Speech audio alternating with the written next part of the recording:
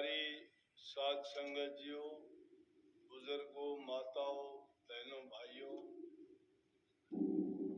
जितने भी आप सत्संग लाभ के लिए उपस्थित हुए हो, शांति से बैठ के सत्संग लाभ उठाएं।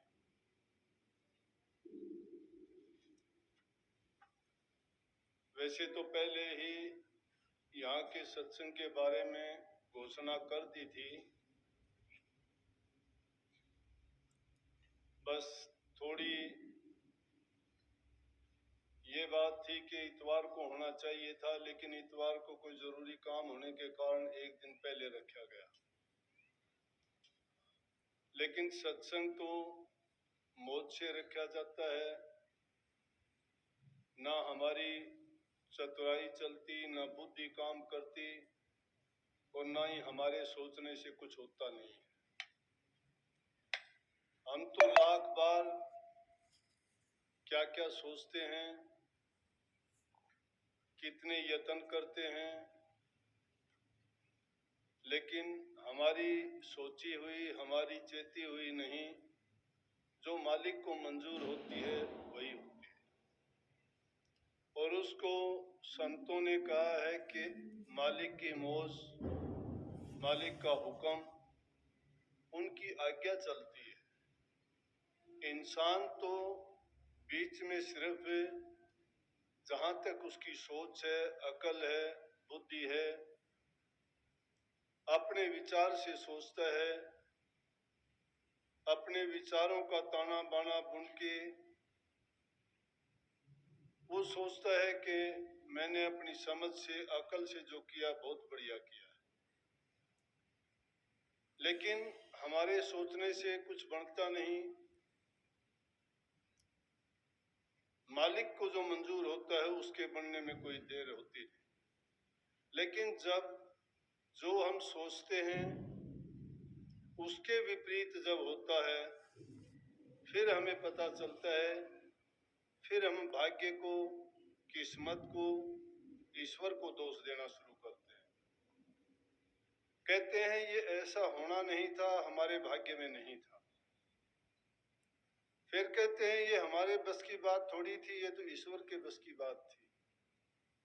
फिर कहते हैं ये तो मेरा ही कर्म था। कुछ बात सत्य तो होती है, लेकिन उस सत्य के बारे में भी हमें समझ नहीं होती कि वो सत्य क्या है, असत्य क्या है।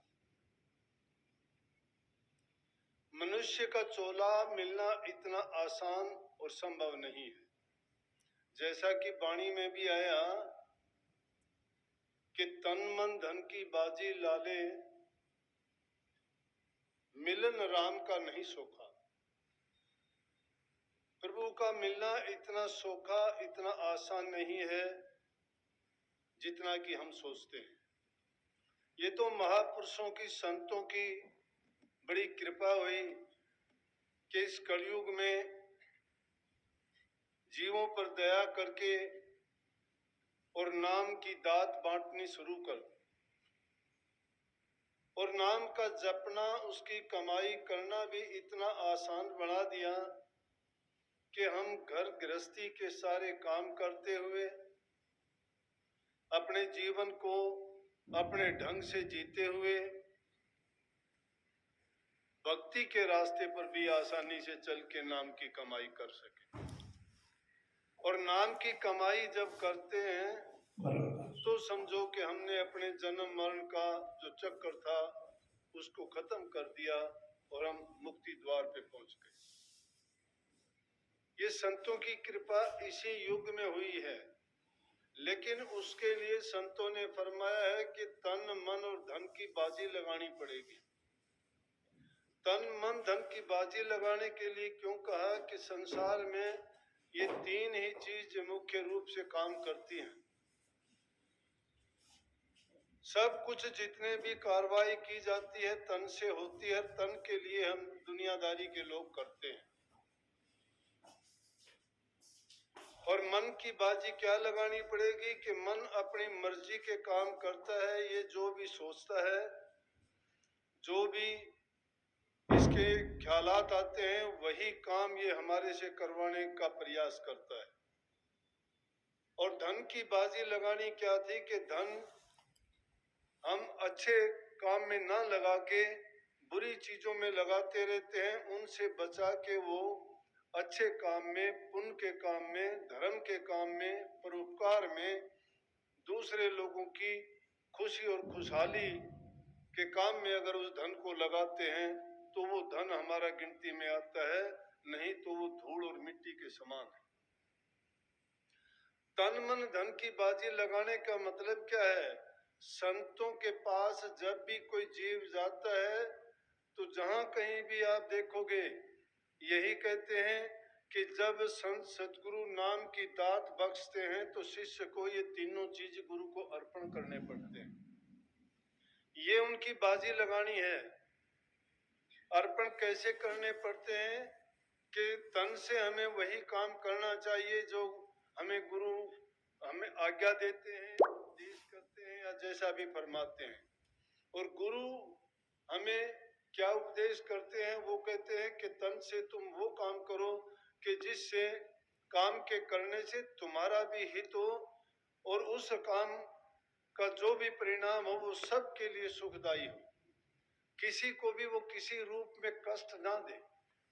सेवा जितनी भी की जाती है सबसे पहले तन की सेवा का नंबर आता है।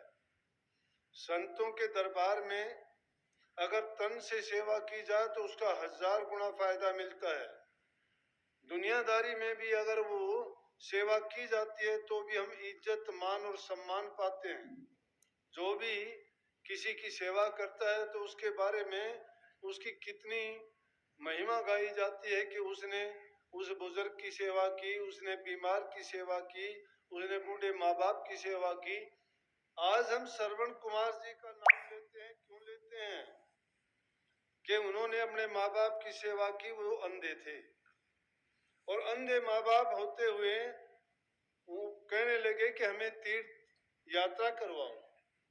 और श्रवण कुमार दोनों माँ बाप को जो चल फिर भी नहीं सकते थे, एक पालंगी बनाई, एक पलड़े में अपनी माँ को बिठाया, एक को अपने बाप को बिठाया और अपने कंधों पर लेके एक तीर्थ से दूसरे तीर्थ पर उनको उनकी इच्छा के अनुसार ले जाता गया। ये सेवा थी। आज भी श्रवण कुमार ने और कोई भक्ति नहीं की, उसने कोई किसी धर्म पंथ को नहीं माना, लेकिन प्रभु की असली भक्ति है क्या? सेवा में निहित है। इसीलिए संतों ने सेवा को, प्रेम को, भक्ति को एक ही रूप में और एक ही नाम में व्याख्या है, समझाया है।